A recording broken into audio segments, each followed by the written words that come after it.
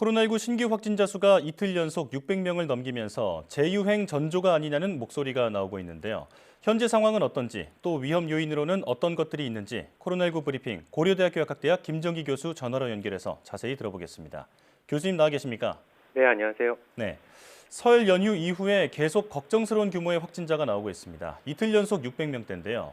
최근 공장과 산업단지에서 잇따르는 집단 감염 여파라고 봐야 할까요? 일단 기본적으로 가족 간 전파, 지인 간 전파 등이 가지고 있는 확진자 규모가 있거든요. 최근 경향성을 보면 기본적으로 한 300에서 400명 정도는 이러한 개인 간 전파에 의해서 확진이 되고 있다라고 생각을 하고 있고, 예. 여기에 600명 넘게 어제하고 오늘 신규 확진자 규모가 나오는 거는 말씀하신 것처럼 최근에 발생하고 있는 집단 감염 여파가 분명히 있다라고는 보고 있습니다. 예. 근데 한 가지 말씀드리고 싶은 부분은 이러한 집단 감염 사례들이 예외적이거나 이례적인 사안은 아니다. 그렇지 않다라고 보고 있고요. 집단 감염들도 기본적으로는 개인 간 전파에서 시작이 되는 거거든요. 그렇기 때문에 이러한 집단 감염 사례들을 별도로 생각해서는 안 되고 큰 틀에서 이를 포함해서 하나의 전체적인 어떤 전파 양상이다라고 보시는 게 맞을 것 같습니다. 그래서 예. 지금의 600명 규모는 물론 개인 간 전파를 기본으로 하는 거와 이거부터 시작해가지고 발생한 집단 감염들이 복합적으로 발생을 하고 있다. 이렇게 보는 게 맞을 것 같습니다. 예. 공장과 산업단지에서 잇따르는 집단 감염을 별도로 볼 게 아니라 전체적인 확산 추세로 봐야 한다 이렇게 말씀해 주셨습니다.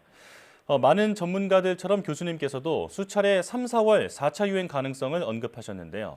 방역에 대한 피로도가 굉장히 높은 상황에서 4차 유행이 일어나면 사회 경제적인 파장이 그 전보다 더 클 것이라는 분석도 있습니다. 어떻게 보십니까?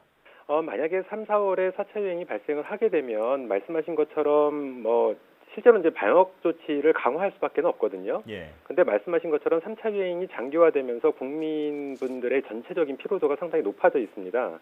더군다나 자영업자나 소상공인들의 경제적인 부담감이 상당히 높고 여기에 형평성 문제도 계속 발생을 하고 있으면서 이러한 부분들이 실제로 방역 조치를 최근에 완화한 것의 어떤 원인이 되고 있거든요. 예. 그렇다 보니까 만일 이 단계에서 4차 유행, 3, 4월에 4차 유행이 다시 발생을 하게 되면 사회 경제적인 피해, 그러니까 방역적인 부분을 떠나서 사회 경제적인 피해는 과거 앞선 유행보다는 비교가 안 될 만큼 클 것이다라는 생각에 저도 동의를 하고 있습니다. 예. 어떻게든 재유행이 되는 것을 막아야겠다 이런 생각이 듭니다.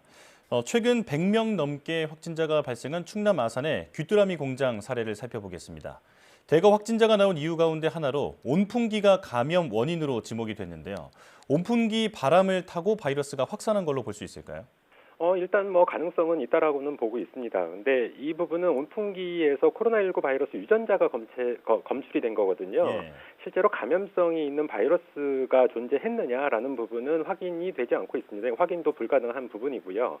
그렇기 때문에 이제 일단 감염의 역학적인 부분을 고려를 할 때 온풍기 자체가 공기 흐름을 확산시키는 영향은 분명히 있다. 예. 더군다나 이게 그 에어컨과는 또 다르게 건조한 환경을 만들거든요.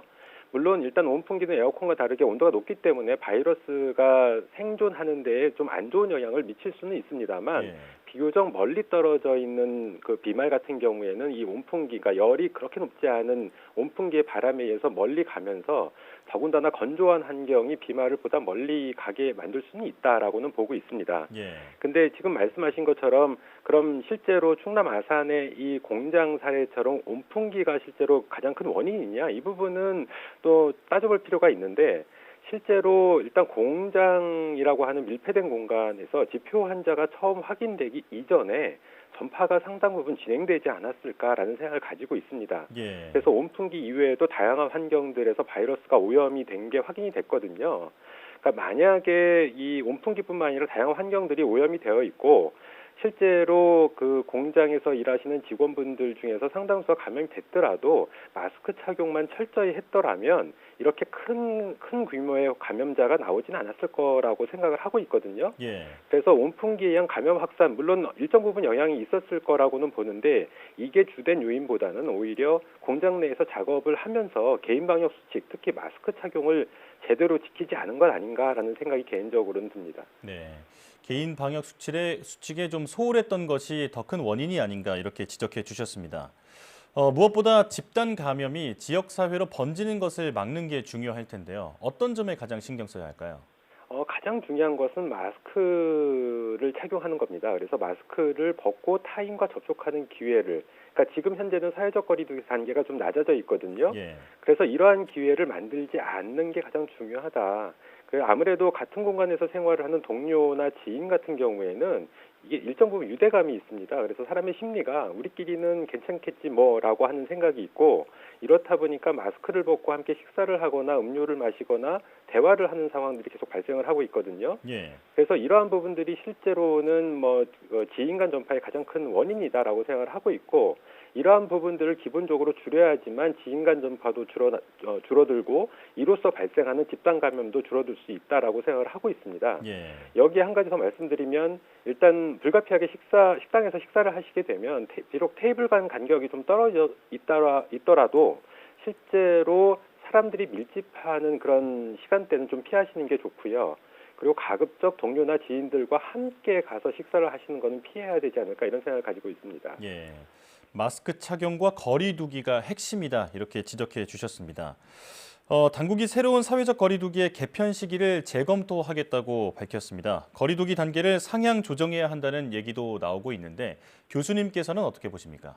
일단 거리두기 단계를 상향 조절하는 쪽으로는 가지 않지 않을까라고 생각을 하고 있습니다. 왜냐하면 앞서도 언급을 드린 것처럼 지금 3차 유행이 굉장히 장기화됐었거든요. 예. 그러니까 피로감도 굉장히 높고, 특히나 중요한 부분들이 경제적인 부분인데 이 형평성 논란이 계속 발생을 하다 보니까 방역 당국에서는 거리두기를 상향 조정하기에는 당분 지금 추세로는 좀 어렵지 않을까. 물론 지금보다 확진자가 오히려 더 늘어난다 그러면 불가피하게 방역 조치를 강화할 수밖에 없는데, 예.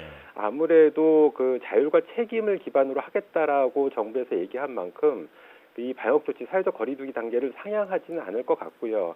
현 상황에 과거의 우리 경험을 바탕으로 해서 사회적 거리두기 체제 자체를 좀 바꾸지 않을까. 근데 전체적으로는 완화하는 방향으로 갈 것 같다라는 생각을 가지고 있습니다. 예. 근데 기본적으로 방역 조치, 방역적인 측면만 생각을 하게 되면 일단 확진자 규모에 맞추어서 사회적 거리두기를 강화하는 게 맞긴 한데, 이 부분만 고려할 수 없고 여러 가지 복합적인 상황을 고려해야 되는 상황이다 보니까 아무래도 사회적 거리두기를 상향하기는 좀 어렵지 않을까, 이런 생각을 가지고 있습니다. 예.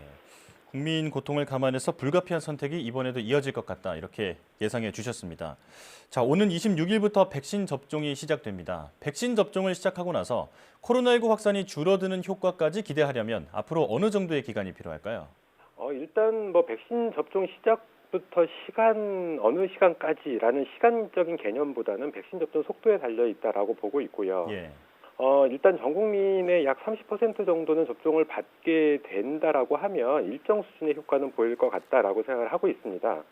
그리고 흔히 우리가 얘기하고 있는 집단 면역 수치인 50% 이상이 접종을 받게 되면 지금과 같은, 만약에 여기에 플러스해서 지금과 같은 방역 수칙 준수가 함께 운영이 된다라고 하면 좀 가시화된 수준의 효과는 보일 수 있을 것 같다라고 생각을 하고 있고요. 예. 일단 상당한 수준 내지는 거의 완벽한 수준을 보이려면 최소 70% 또는 그 이상의 백신 접종률을 보여야 된다라고 생각을 하고 있습니다.